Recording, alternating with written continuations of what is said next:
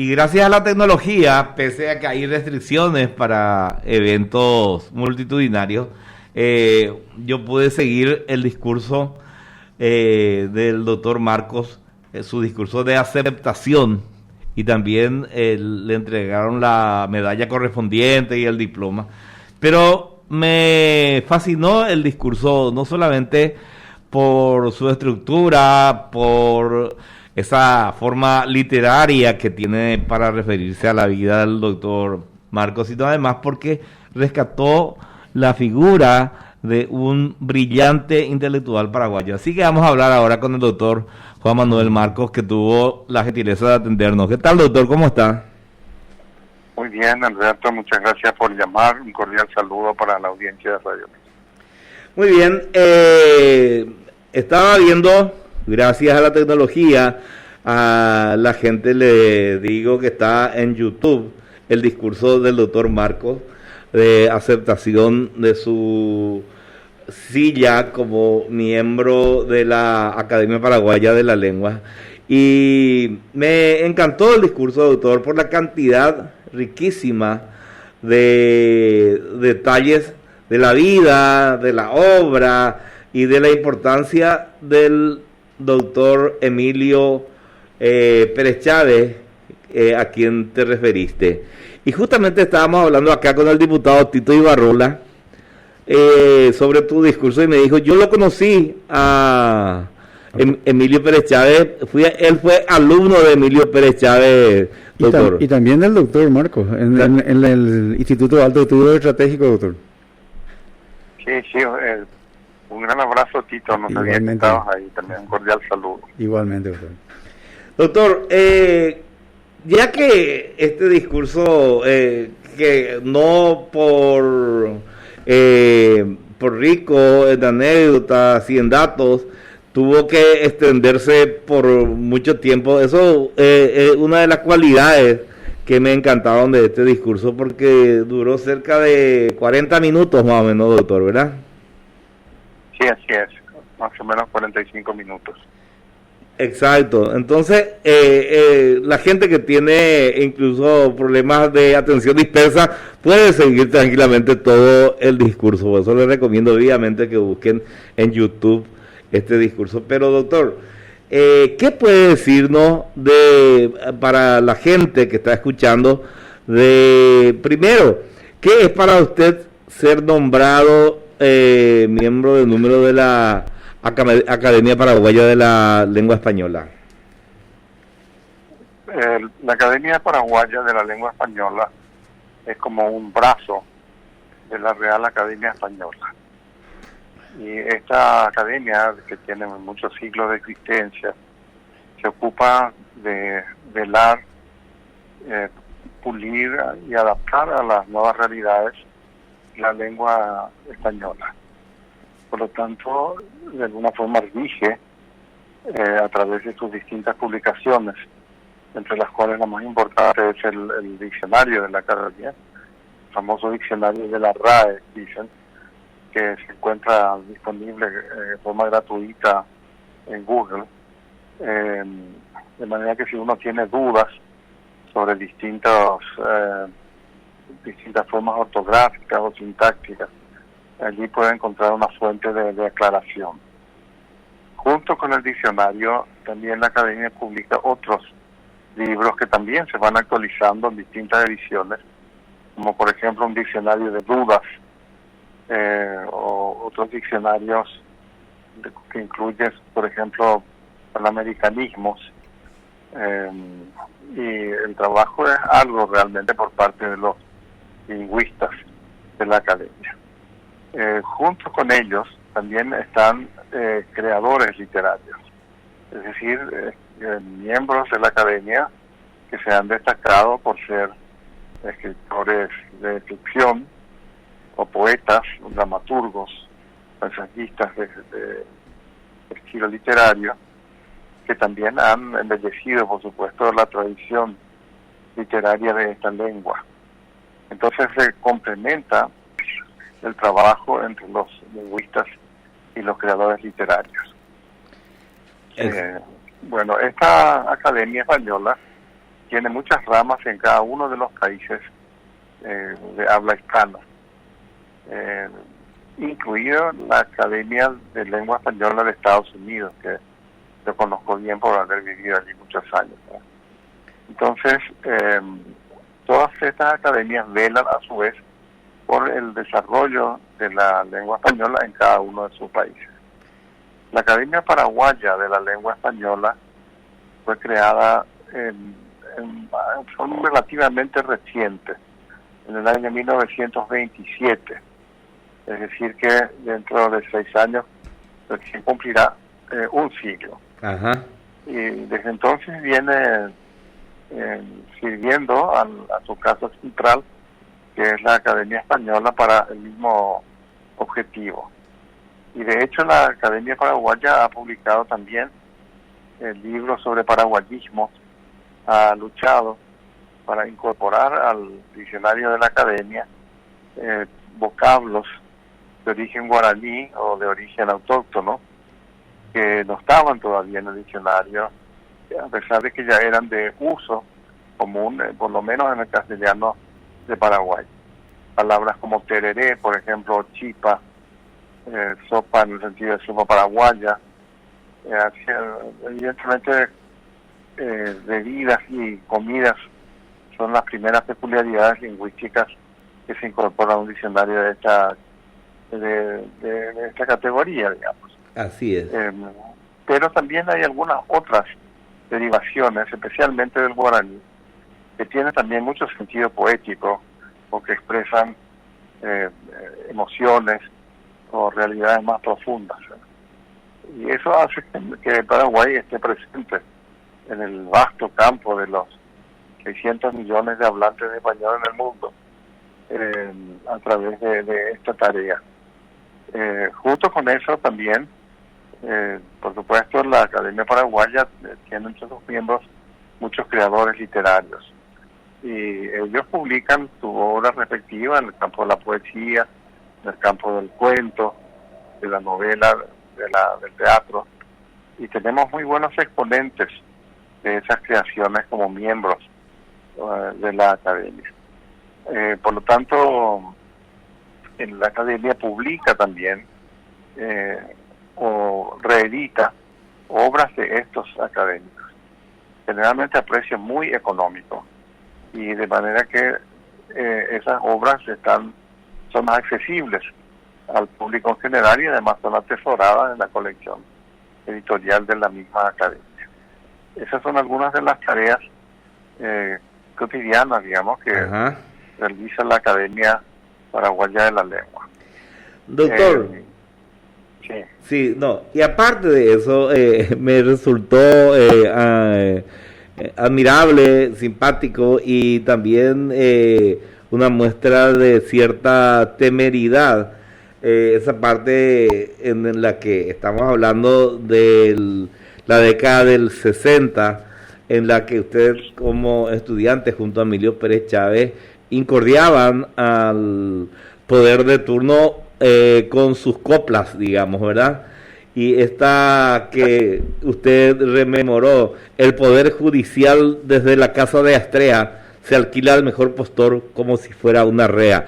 Sí, en realidad es el poder perjudicial. No poder judicial. Bien, eso generaba la inclusión de su nombre en las listas negras, doctor. Sí, evidentemente.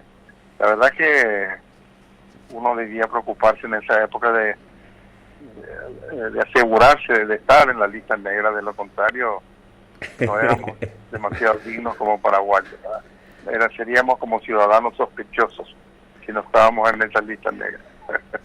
Esa copla la escribimos, estaba Emilio en casa y otros amigos, entre ellos Nito Sequera. Ajá. Y era un día de elección, un día de las muchas falsas electorales de la época de la dictadura, ¿verdad? Creo que era una elección municipal, no estoy seguro. El único que no había ido a votar todavía era Mito. Y dijo, ¿para qué me voy a ir a votar? Es una pérdida de tiempo. pero en esa época el que no votaba tenía algunas sanciones, Sí, o a veces se le retenía el pasaporte, entonces era más conveniente votar. Y entonces Nito dijo, no, yo no me quiero ir, y le dijimos, te vamos a componer una copla para que vos escribas en el voto. Tu voto será anulado, por supuesto, pero te vas a dar el gusto de poner la copla como voto. exacto. Bueno, entonces sí me voy a votar, dijo. Y, memorizó la copla y se fue a votar y escribió eso en su papeleta.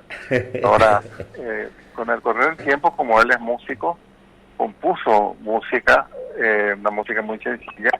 A esa copla son 4 versos de 8 sílabas y fáciles de ser memorizadas, cantadas, memorizadas. Entonces, así lo hizo en muchos festivales estudiantiles. Cantábamos esas coplas. Y la policía, por supuesto, tenía un gran interés en saber quiénes eran los autores. Pero me parece que nunca los descubrieron. Un interés de filólogo, doctor. Sí, se convirtió en el filólogo, una especie de Damaso Alonso, pero con una cachiporra en la mano. Bien. Esta también fue un homenaje no solamente a la figura de Emilio Pérez Chávez, sino a esa generación brillante, a quienes a aquellos compañeros suyos en esos años 70, doctor. Sí, efectivamente, los compañeros de la revista Criterio en primer lugar. El director de Criterio era Basilio Bogado Gonda, que falleció hace 2 años más o menos. Ajá. Su hermano, el doctor Juan Félix Bogado Gonda, un eminente cardiólogo y clínico, formado muchos años en Alemania, que sigue ejerciendo su profesión. Justamente contrajo coronavirus hace un tiempito, pero ya está perfecto estado de salud. Luego algunos otros compañeros como Guido y José Carlos Rodríguez Alcalá. Estaba también en la primera etapa René Dávalos, un gran poeta que falleció en un accidente con su moto. Muy brillante poeta y ensayista.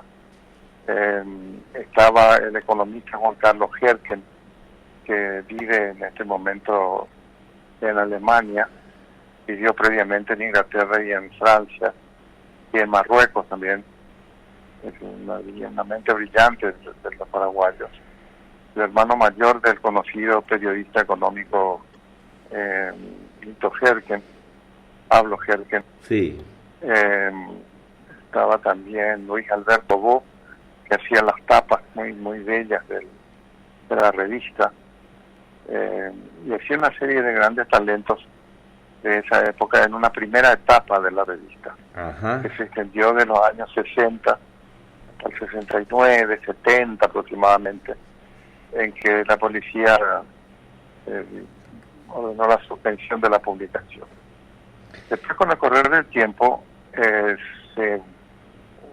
este núcleo decidió abrir de nuevo la publicación, y así salió Criterio en una segunda etapa, esta vez bajo la dirección de José Nicolás Morínigo, el sociólogo. Ajá. Pero también siempre con la participación de Basilio y de otros compañeros, y eso incluía a Jorge Canese, el poeta, que también es un gran médico microbiólogo, ¿verdad? Así que ese grupo de Criterio de alguna forma fue homenajeado a través de yo pertenecí solamente a la segunda etapa de Criterio. Ajá. Pero Emilio perteneció a las 2, ¿verdad? Así que fue uno de los enlaces entre un grupo y otro. Y junto con ellos estaban también aquellos que iban formando lo que después se iba a llamar el nuevo cancionero paraguayo. Como todos sabemos, Mercedes Sosa, Armando Tejada Gómez, César Isela habían creado el llamado movimiento del nuevo cancionero argentino, con unos ideales que nosotros hicimos nuestros. Era un ideal de toda América Latina, y así se fue extendiendo en toda América Latina con expresiones similares creo que fue la última vez en que toda América Latina vibró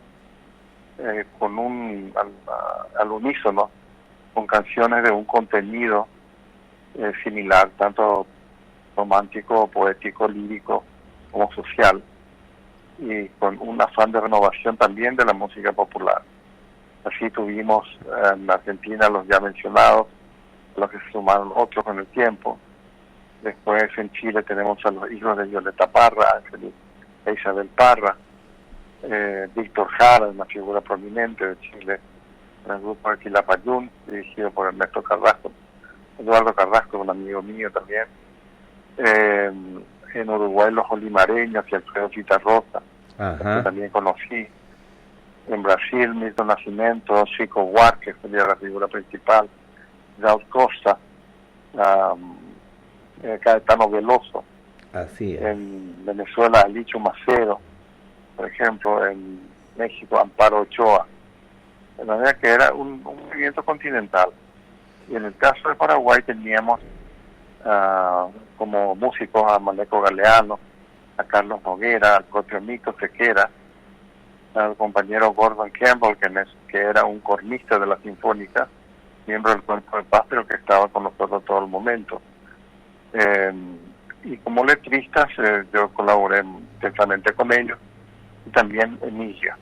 Por eso es que hay algunos discos de distintos exponentes del nuevo cancionero, como Ricardo Flecha, por ejemplo, que cantan letras de Emilio con música de Noguera. El poema que yo elegí, por ejemplo, Alberto, Paraíso del Alba, tiene música de Noguera y una hermosa versión con orquesta de Ricardo Flecha. Y además creo que se puede encontrar en YouTube también. Excelente. Doctor, no quiero dejar pasar la ocasión sin que nos cuente su viaje a México acompañado de un privilegiado por el acompañamiento de un policía lo que comúnmente se llama piragüe, ¿verdad? Yo incluí esa anécdota porque realmente es opilante. Sí. Y me serviría para reflejar la personalidad de Emilio a través del anecdotario específico de ese viaje que nos llevó más o menos 15 días. La Embajada de México en Paraguay tenía en el año 1972 un agregado cultural muy dinámico. Un joven culto, muy creativo, con muchas iniciativas, que se llamaba Gustavo Maza Padilla. Gustavo hizo después una carrera brillante en la diplomacia mexicana, que como se sabe, una de las más grandes del mundo. México tiene embajadas en todos los países del mundo. Y su última misión fue, supongo que le habrá parecido, porque él siempre fue un hombre que le gustaba disfrutar de la vida, y supongo que le habrá parecido agradable su trabajo. Era cónsul general de México en Las Vegas, Nevada. Un lugar que cualquiera quiere visitar. Y ese fue su último destino, allí se jubiló, y hace unos 3 años aproximadamente, creo que en el 17, falleció Gustavo. Tengo muy buen recuerdo de él. Teníamos un muy buen recuerdo. El otro día lo recordábamos con algunos embajadores de México, como Ernesto Campos Tenorio, por ejemplo, que fue muy amigo mío, que había trabajado bajo su mandato, por decirlo así, porque fue también un tiempo el director del servicio diplomático de la Cancillería mexicana. Bueno, la cuestión es que ese año se conmemoraba el centenario del gran prócer mexicano Benito Juárez, presidente de los Estados Unidos mexicanos, un Benito Juárez, que además fue el primer indígena en ocupar la más alta magistratura de un país hispanoamericano. De manera que entonces el gobierno de México organizó en toda América Latina un concurso a través de cada una de sus embajadas para que los jóvenes escribiéramos un ensayo sobre el legado de Benito Juárez, sobre sus valores, sobre su vida, sobre su ejemplo. Y nos dijo que podíamos escribir nosotros sobre esto, participar en el concurso. Y el premio del concurso eran 3 pasajes de primera clase, que como sabemos es un pasaje muy costoso, sí, para ir a México, ¿verdad? Así que Emilio y yo escribimos los ensayos y ganamos el concurso, sí, y ya estábamos listos para viajar. Entonces Gustavo nos entregó los 2 tickets, y ahí nos acordamos que él había dicho que eran 3. sí. Entonces le dijimos, pero Gustavo, no eran 3 los pasajes. Y él dijo, sí, son 3, y hay un tercer pasajero. También ganó el concurso, le dijimos. Ajá. No solo ustedes ganaron, pero la Cancillería nos dijo que para darles la visa a ustedes para México, era necesario que viajara acompañándoles a ustedes a un personaje de su confianza que después iba a escribir un informe de todo lo que hicieron allá. O sea que era un informante, era un web, como se dice ahora. Ajá. Nosotros lo conocimos recién al llegar a México, cuando empezaron las sesiones del Congreso Latinoamericano de la Juventud sobre Benito Juárez. Era un hombre más bien tímido, aunque nunca se sabe, ¿verdad?, en el caso de ellos, más bien callado. Y bueno, tuvimos un trato cordial con él, ¿verdad? Pero Muy bien. tomamos algunas medidas.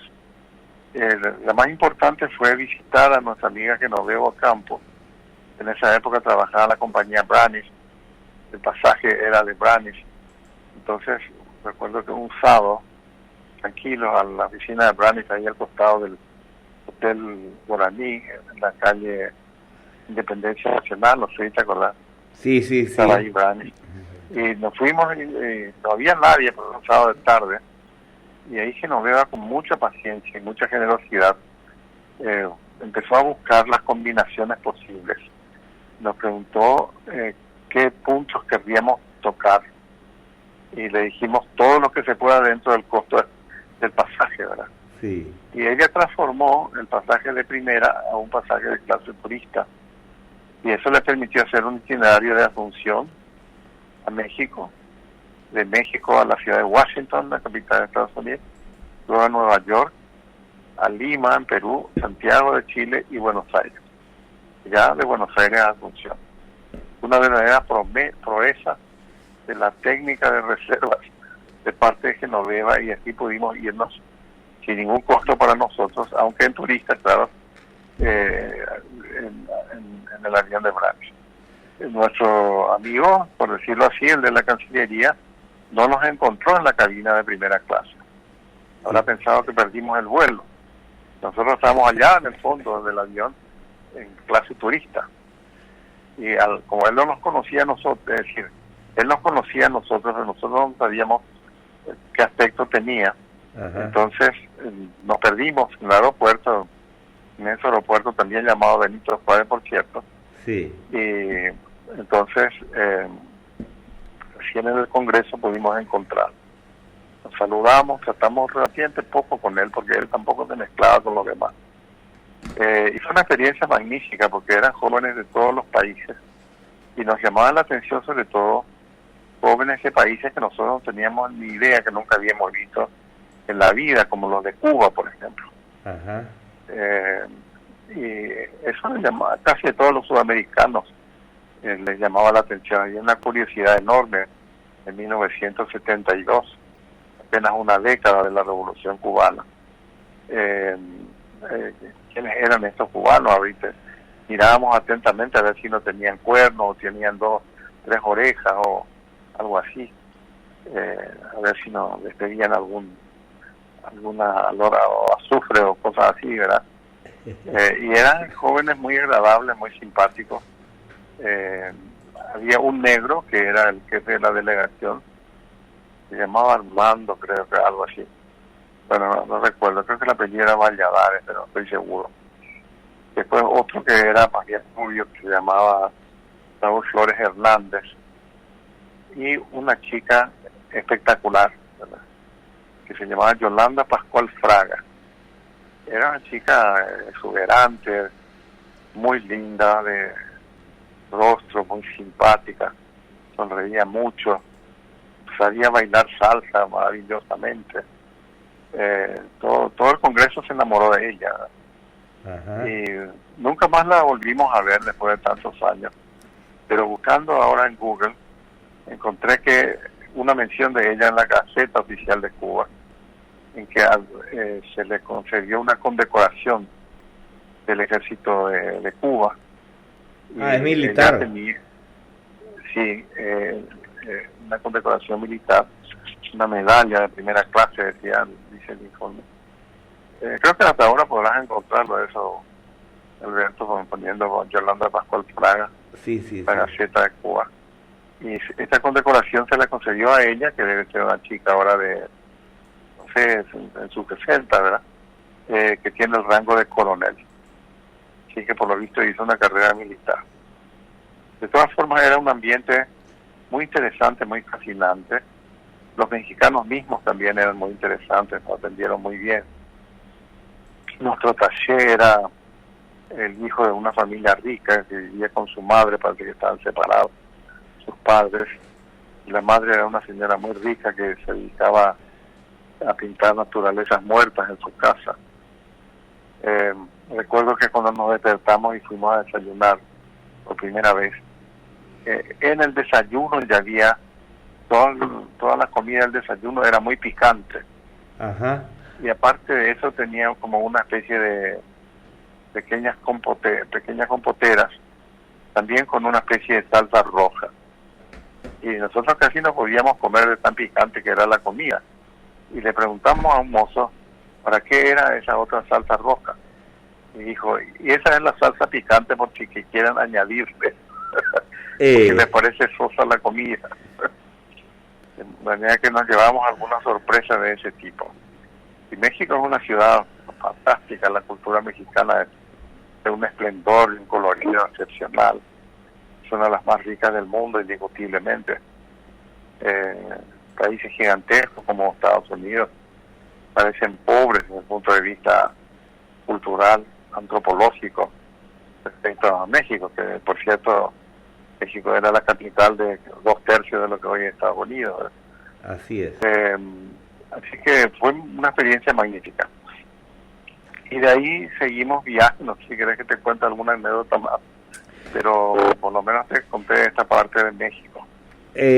Doctor, no, lo que me gustaría saber es que si te acordás de algún aspecto, de algún apodo del oficial de policía que gentilmente le acompañó hasta México. Él, por supuesto, viajando en primera clase y ustedes...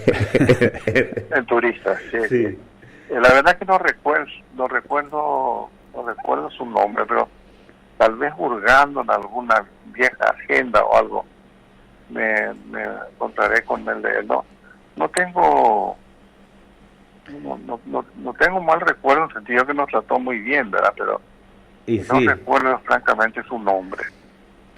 Algo simpático que sí que quería contar que tiene que ver con Emilio, es que cuando proseguimos nuestro viaje, nos fuimos a Washington porque ahí vivía un tío mío, un hermano de mamá, que se llama el doctor César Álvarez.